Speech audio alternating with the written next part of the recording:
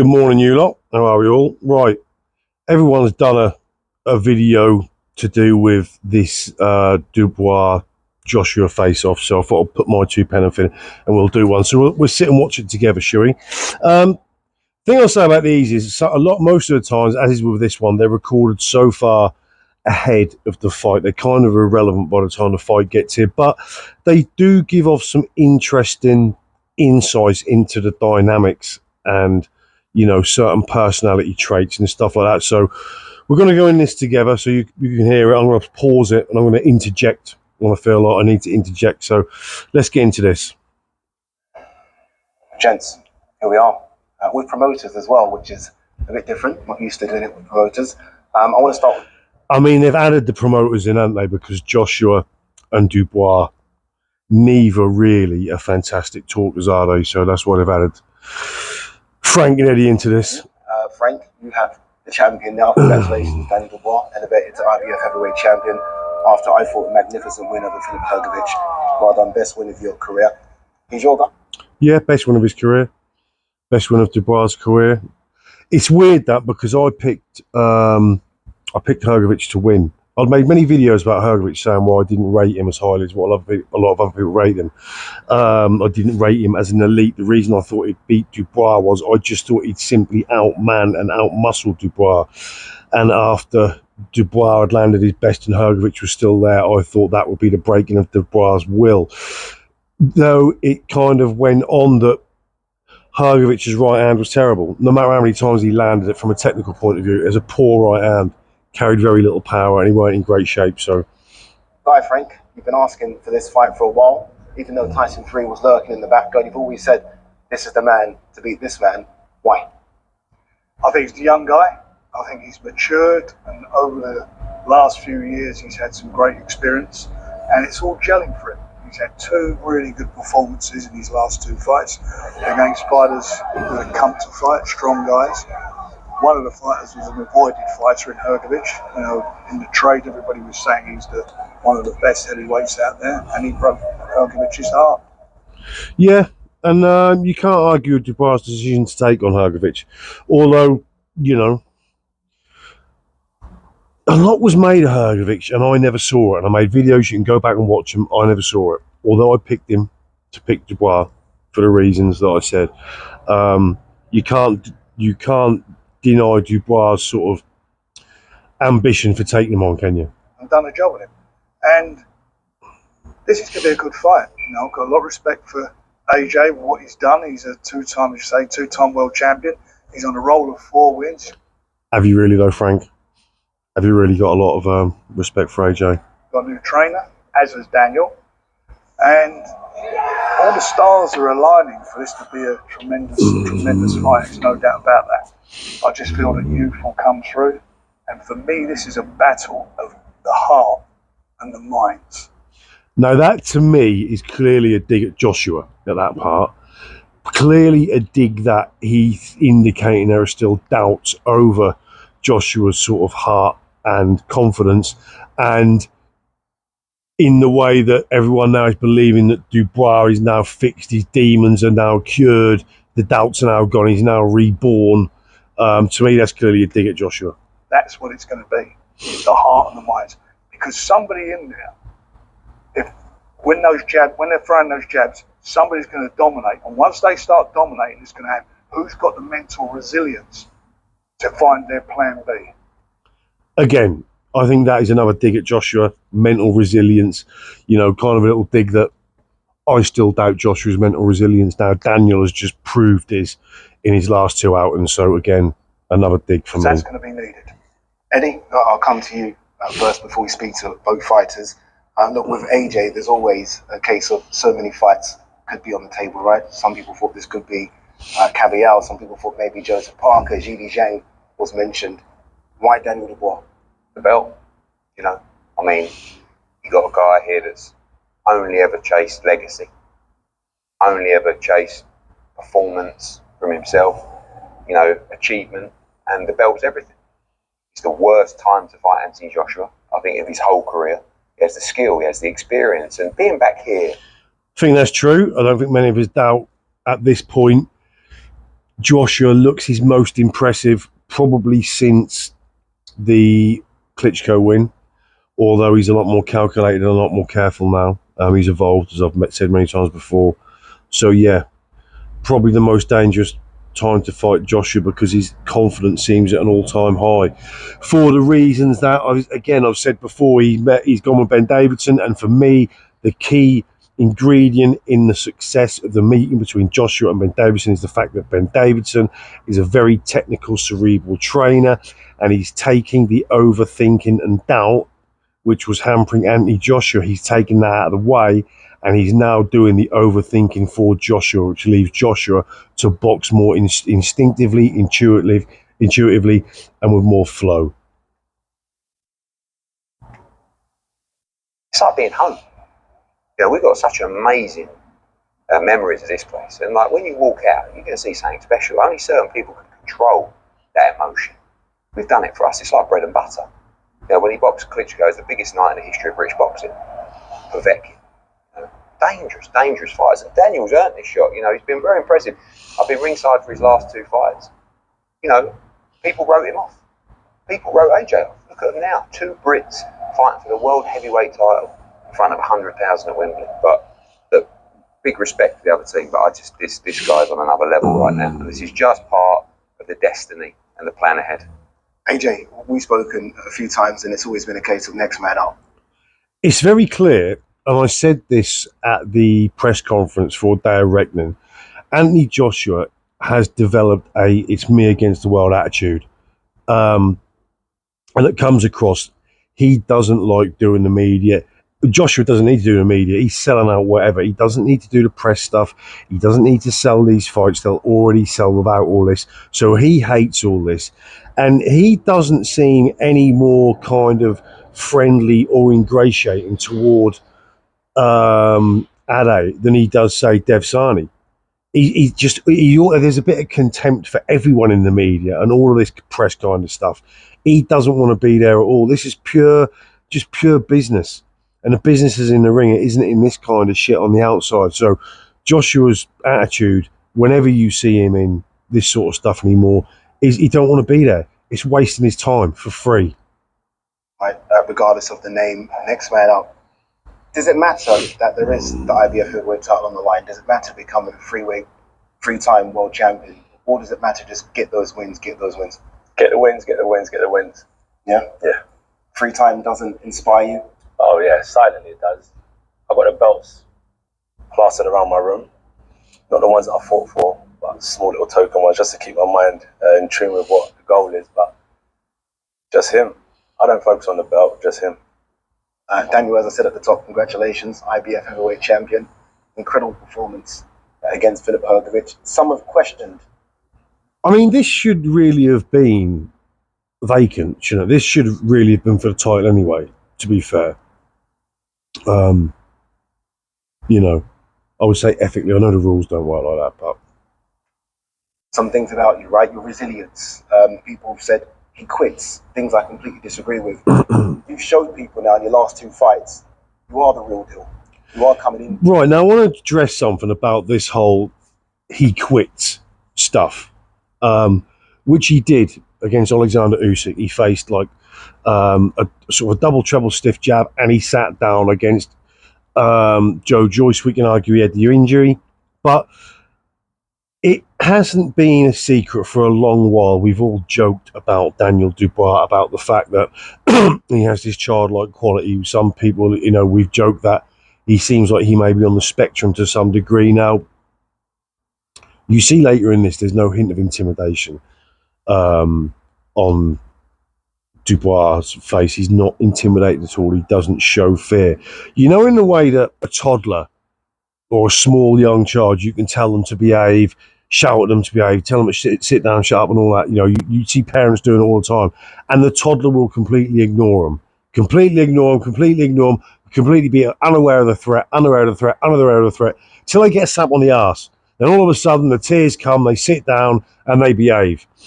This is what I believe. There's an element of these mechanics in Daniel Dubois' makeup, in his psyche, in his condition, that just because we didn't see him quit against the likes of Hrgović or Jarrell Miller. Jarrell Miller was very much of a level. Yeah, he was quite tough and all those kind of things, but he's very much of a level.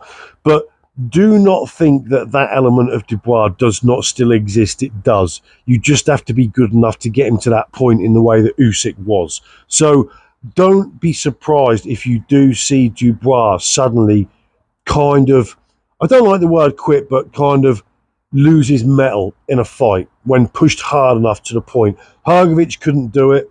Yes, he landed all those right hands, but those right hands weren't good from a technical point of view. Those right hands weren't particularly damaging from a technical point of view. So Hrgović never got him there. There was an element of him he showed a wobble against Miller, but again, Miller wasn't quite good enough to get him there. But don't believe that side of his character is gone. That will always be there. He's just got to be in with someone who's good enough to get him there. He's well more than good enough to get him there. Whether he will or not is to be seen. But Into your best, right? Of course, I was speaking about before. I was in a dark place and I was going through some stuff, but I feel like I've been resurrected now, and I'm in the light again, and I'm ready to fight. He's been the king for a while. He's been the king for a long time, in fact. But you know what? I feel like it's my time, and I'm a king slayer, and I've got to do that again. I'm a king slayer. There's a customary sort of thump on the table there, as if to hammer home his dominance. They're sort of slightly strange characteristics, aren't they? That was, on the one hand, you can say he's fake, he's trying to put it on, and on the other hand, you just think they're just kind of aloof acts of just momentary. I don't know. He's definitely a little bit different, isn't he? But and that's not. I'm not being degraded in that way. It's just an objective observation. Speak to that, Frank. That mentality shift. Obviously, Don Charles has been added to the team, and you can see that Don Charles has clearly done something with Daniel Dubois. But there's still that thing is lurking behind the scenes when people say, if the going gets tough, Daniel Dubois won't get going.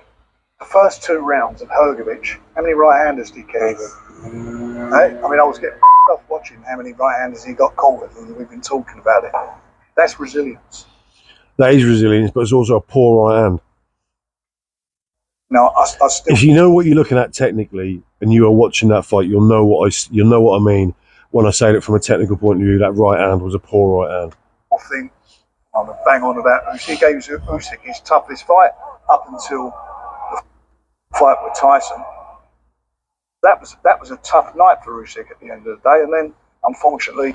Now there's a great moment here when Frank is saying that was one of Usyk's toughest night. Daniel gave him his toughest night. Now Eddie and Anthony both instantly look at each other. What happened, and I think that was more about. And they both have a little grin. Their eyes meet, and they're sharing a thought at that moment. Like either they're just acknowledging that's a dig at Joshua, saying that Dubois done better against Usyk than Joshua did, or there's something going on there that we don't know, or they're just purely laughing at the fact that the audacity that Frank has had to say that was one of Usyk's toughest night. Who knows? But it's a very interesting moment because they very slyly and quietly they meet each other's gaze. Frank and Anthony do, and then they both have a wry grin there. So the frustration of what was going on with the referee, but it's irrelevant. He's got over that. He's done that. He's now shown what he's all about. I mean, wasn't Usyk's toughest night? A lot of people say Usyk didn't look good in that fight. To me, I don't get it. I thought Usyk looked absolutely fine. Though you can argue a couple of inches difference with that body shot would that have changed the fight? Would Usyk have got up and continued and been successful? Had he have been only given a 10 count and got up? Would he have not got up? It's funny because what really should have been the start of the victory for Dubois in that fight, that was the body shot being called low, Usyk going down, Usyk getting up. That should have been the key for Dubois to then push on, turn the screw, and get Usyk out of there. Instead, interestingly, afterwards, he used that as the excuse for the loss. And he said that it broke his momentum, it broke his flow. And from that point on, that was where he lost the fight, which really should have been the complete opposite. That should have been the point from where he turned the screw and the fight was won. He's only 26 now. Yeah. 26 years old. Just a baby for a heavyweight. I'm not sure. How old are you now, AJ? What, you're 30? 24. Stone. What are you now, about 35? 34. 34. So, you know, there's 8 years difference in there. I mean, getting the digs in about the age, first of all, 26, 34. Let's be honest, Joshua's like, you know, in terms of physical specimens, they don't come much finer, do they? Although Daniel Dubois is very much a great physical specimen as well. But the age, I don't think Joshua's not had many hard fights, really, has he? You know, he's had the sort of tear up with Klitschko. He's had the fights against Usyk, which weren't particularly. There's only rounds 10, 11, and 12 were the only really difficult rounds in the second fight. The first fight, yeah, but he's not had, in terms of fight miles, he's not got a massive amount of miles on the clock. There's the Klitschko fight, the Dillian White fight, the Andy Ruiz first fight, you know. But other than that, he's not had a terribly hard career, has he? Their ages. He's a young man compared with AJ's done, and AJ's done a lot in his career, and he's come back, and as I say, he's on a brilliant run of 4 fights. But he is hungry. He can fight. I've never had any doubt in his ability. He can jab, he can punch, he's got good movement, he's fast. The only thing about it is in his head. And his last 2 fights, he's shown what he's got. He's had to dig deep. I mean, that's not fantastic, is it? When Frank even stands, Frank, your own promoter, stands, you know, sits next to you and says the only problems really is in Daniel's head. He's all right. It's not surfaced in the last 2 fights, but still, He has dug deep, and he's pulled it out of the bag. And he has dug deep, but he's dug deep at a level. And I will reiterate the point. Daniel, you know, Jarrell Miller is of a level. If Anthony Joshua would have fought Jarrell Miller, I've no doubt he'd dispatched him with inside 5 or 6 rounds, to be honest. Yeah, he's tough. Yeah, he's decent. You'd call Jarrell Miller probably world class, although he hasn't won against any world class fighters. But he can live, he can hold his own, you know. And then Hrgović, well, I never thought he was that. A lot of people were saying he was the second coming. Yes, you go back and watch my videos. If you watched all my videos, you'll know you know what I said about Hrgović going back since this channel started. So I don't need to go over that again. But, right, where are we? Where is my...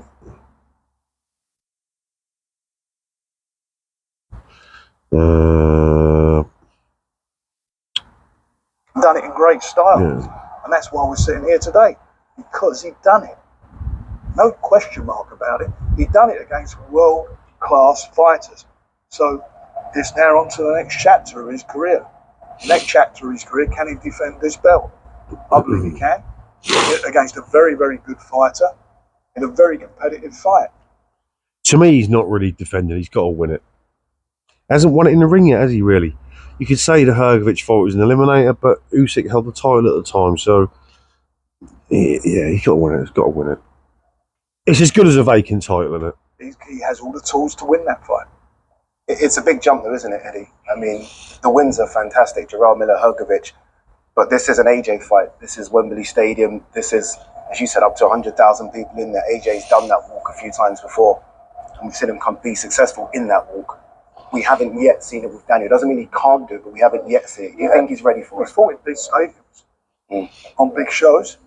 Not as the main act, though, with a win. Listen, a ring's a ring. Yeah. At the end of the day, a ring's a ring. Heavyweight. There ain't 100,000 people in that ring. There's 2 of them and a referee, and that's it. Yeah, I actually disagree with you, Eddie, because I think he did. You know, he went to Poland, boxed Usyk. I mean, I disagree with Frank. I don't think he gave him his toughest fight, but he. Well, I'm going to pause this a second No. and put the sunshade up so I can't see the screen. We're away again. Let's go. I think we'll see. I mean, Hrgović was a feared fighter. You know, and people will look at that and say, well, he was out of shape. He had no pop in his shots, but everyone looks to do. I agree. That's what I said. That right hand was poor, and he didn't look in great shape. That they like to diminish a win, but it was a big win, and it was the win that got him here. This guy's on a completely different level to the Hrgovic you saw on June 1st, but he's young. He's miles away from his prime, probably, because I think the big heavyweights are into their prime in their. Do you think he's miles away from his prime, Daniel Dubois? I'm not a believer in, when you get, it's the same with footballers. You only get a young star break onto the scene, whether it be footballer or a fighter, and he's 18, 19, fighters usually a little bit later, like Daniel Dubois, 26. And so, he's still a baby. Imagine what it'll be like I'm not a believer in sometimes these guys don't really get any better. Just because they're great at that age doesn't mean that you're going to multiply that. When you add the years on, that's gonna equate to their skill level or their greatness getting better over time either. Sometimes they don't really get any better. So, do you think Daniel Dubois is nowhere near his peak yet? He's nowhere near his best? I'm not sure. Early 30s. I mean, he's in his absolute prime, best he's ever been, unquestionably. I think Daniel can. I agree with that. I agree that Joshua is in his prime, although he hasn't been in a fight where he's had to bring it back yet. As he's looked great in the last two, and I've done videos on them. I'm not going to go into them again, but he does look the best ever at the moment. But with the caveat of he hasn't had to come through it. Maybe get better. Maybe he's reached his ceiling. But when you get out there in front of 100,000, Frank talked about the right hands that he took. If he took one of them, there's a real problem. And he took. Now, this is the problem, is it's great taking those right hands. And as I said in the video about that, it was almost like Dubois grew in confidence of every right hand that he took. But taking a poor right hand with nothing behind it, thrown incorrectly, technically really poor, taking right hand after right hand off Hrgovic is one thing. But if you go, and this is what we said about Fabio Wardley as well, if you can't correct that problem, if you can't actually gain a defence or master a defensive tactic, you're in trouble once you make a serious puncher. And that, there aren't many bigger punches in the heavyweight division than Anthony Joshua. And if Daniel Dubois gets hit with right hands like that against Anthony Joshua, this fight will not last very long. I'm telling you that. And there's another thing about Daniel Dubois as well. If you look at when he lands his own right hand, he throws a great hook after it, a great left hook. But he throws it really wide. It travels a long way on the outside, comes all the way round, and it's a really powerful shot. But there's a massive gap in between teeing that shot and that coming round, and he leaves a massive gap in between. It's a really wide. Looks great, but there's a massive gap in between there to be exploited. 30th, and he showed great chin and great heart, but not against. Would AJ take them shots? I think so. I mean, Hrgovic took him fine, so you never really hurt Hrgovic. He got bad cut. That is a good point as well. He didn't ever really hurt, or there was never a time Hrgovic was scrambled or looked down on his feet, did he? He got saved because he was, he essentially got stopped because he didn't show the effects of getting hurt. He got stopped because there was no sense of him, he would have probably got stopped later on, but at that point he got stopped because he was kind of too brave and too tough and he was taking too much. That's why he got stopped. So essentially, up until that point, he was taking those right hands. Would Joshua took those right hands? Debatable. Hrgovic has got a good chin, but that with a combination of, I don't know. Would Joshua took those right hands? We don't know. Possibly not. But he showed a great chin. He was on the way out. Yeah, he was. But he also took the kitchen sink off you. And you took the kitchen sink off him, which was very impressive. And I give you incredible respect for that. And the fridge. You don't even have to take the kitchen sink off him. You just have to take a little, cocktail spoon. All right, I'm not firing you any. So, yeah. Well, thank God for that. Yeah. Thank God for that. But no, you did. That's what's that about the fourth or fifth word Daniel said in this whole thing so far? He's getting better at this stuff though, bless him. Deserve your shot. You deserve your shot, and you're world heavyweight. And I love that you're world heavyweight champion. I love it. Because I hate whenever AJ wins a belt, oh, he won a vacant title, this and... Yeah, this is a good point, isn't it? This is a good point. You know, Anthony Joshua, if he wins this fight, he will have defeated Daniel Dubois for the IBF Heavyweight Championship of the world. So now he gets to dethrone you.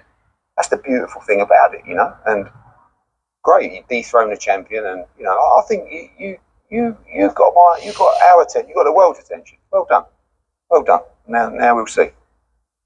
Do you think Noel will finish that one, AJ? Yeah. I told these two at the fight, I said Dubois would beat arguably. Yeah, we were sitting next to each other. With all due respect, you don't underestimate anyone, but I know boxing very well. I think Joshua does as well. I think he is a bit of a student. I think he does watch fighters and study fighters. And now being with Ben Davison, who's famous for that, I think he'll probably do it even more. But I think, and going back to that portion where Anthony Joshua was blatantly an overthinker and blatantly had doubts, you know, someone who's overthinking it, part of the process of overthinking is to study. So I believe he has. I believe he does study. I believe he is kind of a student of the game in that degree. All this stuff that we talk about, I study Daniel, and I look at some of the things that he says, his characteristics, his boxing talent, you know, his upbringing and so on. All of it's irrelevant. Is he ready? Everything I tell you now is irrelevant. He will see September 21st. You ready? No, you will see. I'm asking you. You will see. You ready? I'm ready. That's it. How does it feel to be heavyweight champion of the world? It's great. You know, just, yeah. Forgive me, I'm actually a little bit tired. I just got off the plane today. It's So okay. I'm back from Brazil. so there you go. There you guys go. Back this morning. Got back this morning. Yeah. Now, this whole bit, now, first of all, I don't know why Dubois said, you'll have to excuse me, I'm a little bit tired, because Daniel Dubois' performance in this is no different to any other thing where he has to speak in public. He wasn't any less or any more. Now, this whole Brazil thing, Anthony Joshua says to him, we've been doing in Brazil now, as far as I know, as far as the story goes, Daniel Dubois has a Brazilian girlfriend, and he's in Brazil, been in Brazil with her. And I think when Joshua says, what you been doing in Brazil, I think that's a direct dig at the fact that you ain't been in camp. You've been in Brazil, indulging in bedroom antics with your Brazilian girlfriend, where I've been smashing it in the gym. And I think that is a reference to that. And I think that's what Anthony Joshua's getting at. This is if the stories are believed to be true, that Dubois is supposed to have this Brazilian girlfriend, and that's where he's been, and this is where Frank comes in and says, in the gym, sort of a grin on his face, blatantly saying, no, he's not been in the gym, essentially. That's what he's saying, isn't he? Yeah, so What was I'm you a doing? little bit shaking, but What was you I'm doing? working hard, training hard. He can't tell you that. Yeah. See, I think this is what Joshua's going in. What you've been doing in Brazil? I know you've been doing in Brazil. You ain't been in the gym, son. You ain't been training. You've been out with that bird. This is what he's talking about. If this is what, and there's pretty good sources saying this is what's happening. He's been in Brazil with his bird, and Joshua knows this. You got to remember, this is between these fighters like Dubois, Joshua, and all these British heavyweights. They've all been around each other as young'uns, as youngers. When they're in the gym, they've all sparred together. They know each other. They're community. It's like you and your pals. You know what I mean? There's people know stuff about stuff. This is a community. These are not separate entities that don't ever, the worlds don't ever cross into each other. These are a community of lads, of sportsmen that they'll go to a certain gym and spar. They'll go to a certain gym and start. He sparred him, and then he sparred him, and he told me that. He told me I've got his number on a WhatsApp. They all know each other. You got to remember this, so they know what's going on. These aren't separate entities that don't have any insight into each other's worlds. I know it. In the gym. I know it. Always in the gym. It's like you was in the gym all the time. I know. Most We know heavyweights, every day what they're doing. It's just everyone's got their spies in camp sometimes. Everyone in Britain, especially the heavyweights, have shared a ring before. They've sparred. They've done whatever. Yeah. You guys shared a ring before? Yeah. Yeah. There's a time. Yeah. Yeah. I know. Daniel apparently took my lights out. Listen, I'm not here to spar, I'm here to fight. So let's talk. Yeah, so it went around, and wasn't it put around by Dubois a few years ago that when Dubois was like, 17, 18, 18 teenager. He apparently dropped Joshua. And so it gets to this at this point, and Joshua says, yeah, he's apparently put my lights out, ain't he, Daniel? And Daniel says, no, we're not here to talk about that. We're not here to talk about we're here to talk about no, we're not here to talk about sparring, we're here to talk about fighting. So he doesn't want to go there. About the fight. That happened 7 years ago. You mentioned it. You mentioned it When they said that Hergovich destroyed him in sparring. You know what happened, you know. Well, Look what happened. Talking about sparring, Yeah. no. It's not Well, sparring. they say that, but that's not what happened. No, but they called sparring, you know. But And that didn't happen. The fact of the matter is, they're not sparring. Whatever happened 7 years ago happened. See, they don't want to go down this route. Frank and Frank and Daniel don't want to go down this route, do they? 7 years ago. What happened, sir? It's what happens on the 21st. It'd be nice to clear up though what happened, Frank, 7 years ago, because that. See, Josh was more than happy to talk about it. What happened 7 years ago? No, Dan, what happened? Come on, son, tell us. What happened 7 years ago? And they don't want to go there. Time though, I remember it. There was a lot. Of Yeah, there was a lot of talk. I mean, I was told and a Anthony lot. Joshua. So for Yeah. Can we clear it up before we move on? Everyone tries to underestimate me, use my name for clout, and boost their career. But now Daniel's got a chance to do it by fighting me. That's the best way he'll prove himself, is by fighting me. And he was, when he was, what was you, 17? 17? See now, when Frank throws in the but what was you 17? To me, that's like an excuse. Now, if you had the better of that, you wouldn't throw that in. To me, that's like but he was only 17. He didn't do that well, and he didn't drop me in because he was only 17. You wouldn't throw that in if he did drop him, would you? You'd have thrown it in differently. You'd have thrown it in like, he dropped him, and he was only 17. Not like, but he was only 17. You wouldn't say it in an apologetic manner. Before you turned pro, wasn't it? Yeah. Years ago, as a kid. Let's talk about the trainers from both of you. Both of you have got new trainers. Ben Davison's done a fantastic job with you. Don Charles has done a fantastic I job. remember when I changed trainers, you were like, a trainer can't make a fighter and all that type of stuff. Of course a trainer can make a fighter. It's massively important. Sorry, I said. I remember when I changed trainers, I remember hearing you saying that trainer can't make a fighter. All he needs to do is be motivated himself, and so on and so forth. You're one of the people that would disrespect me when I was making a lot of decisions based on what I was doing for my career. And now we're here talking about the benefits of trainers. So as I said, and Frank does contradict himself no end all the time. And he's talking about there like where they've kind of cheapened the fact and tried to pick at the fact that Joshua's changed trainers that many times. Frank has done it in the past, but Daniel Dubois has done it as well. So he's making a point. And Frank also done that with same with like the Chisora Joyce fight. A year or so ago, Frank was saying that Chisora should never be in a ring, never want to see him fight again, got no place being in there, then makes a fight with Joe Joyce. So he does contradict himself totally all the time. Just like we spoke about Daniel and you making claims to what I've done wrong and how he's handled me in the gym and so on to try and boost their credibility. 100% a trainer. I've never boosted his credibility. A He's trainer. gone and done it in the ring. A trainer plays a massive part in the development of any fighter. As we've seen over and over again, and as we've seen with Ben Davison's linked up with Joshua. But as we can also say the same about Don Charles and Daniel Dubois. 100%. A senior figure in any athlete, any businessman's career is a massive part of their success. 100%. And that's why I went far and wide searching on ways to improve. And that's why I'm here now. It's not just off of my back. And you get fighters blame the trainer when they get beat.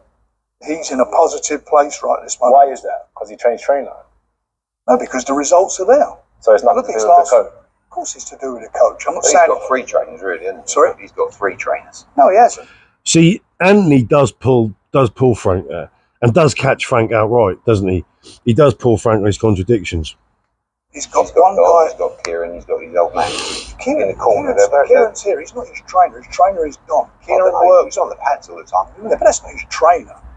Well, and I've got to say, if he's on the saying, it makes a difference. Having a good team around. It seems like when we, I remember when AJ had 3 or 4 in the corner, it's very similar. It's a team that's working, and it is working because obviously the results are as well. But at the end of the day, when he's in that ring, he can go back to the corner, be given his advice. But at the end of the day, he's got to be able to perform and do it. Well, he's shown it, certainly in his last 2 fights, what he's all about. But the thing is, actually, when you're saying about you got to motivate yourself, that's actually wrong in Daniel's regard. You know that. No. because it's his corner that have been motivated to get through fights. I'll tell you all that. His dad's been helping him get through. No, this is a great point. This is a great point by Eddie, because in the mid rounds against Jarrell Miller, when it looked like, and I'm not the only one who thought this. A lot of commentators and a lot of YouTube boxing creators have said this. We all thought that Daniel was having a wobble in the mid rounds against Miller, and Frank went and got Dubois' dad and got him ringside, and he was actually then talking to Daniel in the corner, and Frank sat next to Frank, and it was from that point on that kind of he weathered the storm and sort of saw that fight out and got the stoppage. Now, had he not brought his old man down there, I'm doubtful that would have happened, because the difference was visible and there for all to see. So again, a great point by Eddie. Through fights. Don, here it is. Without that, his dad never got through the Jarrell Miller fight. His dad is a big part of his career. Of course, but he needs to motivate. That's what I'm saying. You're saying the fighter's got to be motivated. Is that true? What we arguing about? I just want to fight. I ain't got nothing. No, but Daniel, no, it's okay. I've got a few more minutes, Daniel. Very quickly. Let Eddie talk. Very quickly though, Daniel. Eddie, I know you're always supremely confident when it comes to Anthony Joshua. 21st of September, does he become a three-time heavyweight world champion? Yeah, obviously. I mean, that's the teams are going to say what they're going to say. I think the great thing is both guys are in tremendous form. It's funny that before AJ started coming through, everyone wants to psychoanalyse him. Now he's like this guy who's unbeatable again. That doesn't really matter. Now you're psychoanalysing Daniel. Well, Daniel, just wants to run off. Yeah, don't want to sit here, because when Daniel turned pro, he was so young, he never had a chance to really win that much as an amateur. He won gold in London. I mean, the pressure that he's had over the years is unbelievable. And now it's just like we're free rolling now, because he gets it. You can see Anthony's face, Joshua's face, all the way through this. He doesn't want to be doing this shit. He's got no interest in doing this shit at all. He's too long in the tooth now. And I said that a long time ago, and I said it previously. It's a very much a me against the world attitude Anthony Joshua's got, which can be good, because the amount of shit that he got off the boxing press, boxing fans, the amount of criticism he's got, never really been given credit, I don't think. So I can understand why he feels like that. But in terms of this press stuff, he does not want to do any of this. You can see this from press conferences to these kind of things to interviews. To a point where you're really comfortable within yourself and in your career and in your life. And AJ's there. No doubts, no worries, like this, that, it's just go out and perform. This is a real fight. But, let's see what you say about knockouts and all this. He can win it any way he wants. He can outbox him, he can outpunch him, he can outfight him, he can outsmart him. But it's going to be a proper fight.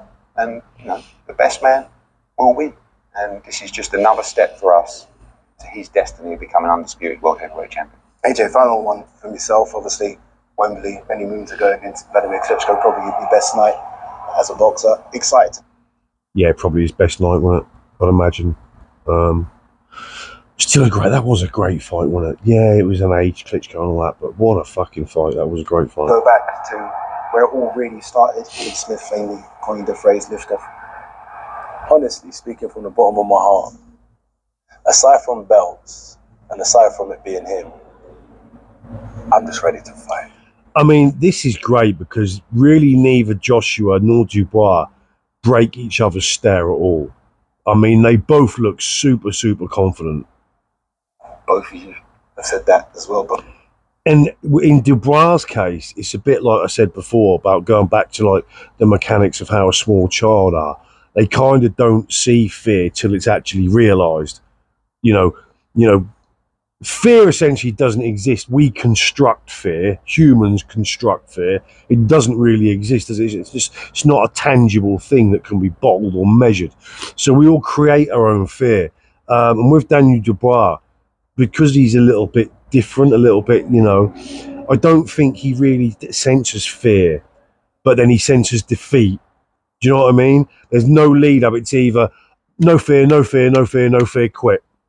So do you know what I'm going? That's what I kind of feel with Dubois. both of you said exactly the same thing. Yeah. Let's go. Let's go. But let's wait till the 21st. Now, I genuinely don't believe Dubois meant let's go now when he said that. A lot of people are saying that's what, but he doesn't mean that at all. Yeah, not in me in the middle. If he wants to swing, go. Let's go now. Shot. Now, when he says that, it's a different man. Now, this is bravado. This is the cheeky kid. This is the no fear coming out. And now this is where Anthony Joshua is like proper pissed by this. Relax. Relax. If you want to go now, let's go. Relax. If you want to go now, this chair across your face. Don't disrespect. No, you can't intimidate. Don't disrespect. You can't intimidate me. Now, people have said Joshua looks a bit rattled at this. I don't think rattled. I think it is a bit of surprise by Joshua that Dubois has been this upfront and this, you know, this kind of brave. And I don't think he expected this from Dubois. Dubois, remember, all the public stuff in the press conference, Dubois has been very quiet up until this point in his career. Never really said a great deal up until the few comments towards Miller and all that, which even Miller congratulated him for. Don't disrespect. You can't intimidate me. Daniel, don't You disrespect. think you are? Daniel, don't disrespect. You can't put this chair across your face. Don't. Now, when Joshua's got up and said, "I'll put this chair across your face," he's got no intention of going. Getting up out of the chair is no intention of going. If you're going to action, you're going to action on that, you'd do Derek Chisora. You'd pick up the fucking table and you would wrap around his head. That's genuine. What Joshua's doing here when Joshua gets up, this is just a show of dominance. This is like this is a bird puffing his chest out and putting his wings out. This is a peacock putting its tail up. This is just a show of dominance. I'm getting up. I'm the bigger physical specimen. I will get up and I'm showing my dominance over you. He's not ready to go. It's just a show of dominance. Don't disrespect me. Hear me? No, don't disrespect me on my life, my boy. I want this little boy. And Joshua really does see himself as the one who's done it, the one who's been there, the one who's done it, the kind of elder statesman. Essentially, Joshua thinks he's the top G. This is a younger. This is a top G versus a younger. This is what this is. This is in Joshua's head. This is what he's trying to portray. Don't disrespect me, bro. I know who the this guy thinks he's talking to. No. It's good. Don't take disrespect lightly, Dan. Don't take disrespect lightly, you know. In all honesty, part of me almost thinks Dubois would be the first one to swing in this situation. Don't sit on the table. The one more ready, the one more willing to swing first. We're telling me we can go now and do all of this and that. Try to call me out. Relax. We've had a good face off here. We had a good conversation. Don't turn it into something that you don't want. Now that is the killer line. That is the line. You know what I mean? Say what you want about Joshua.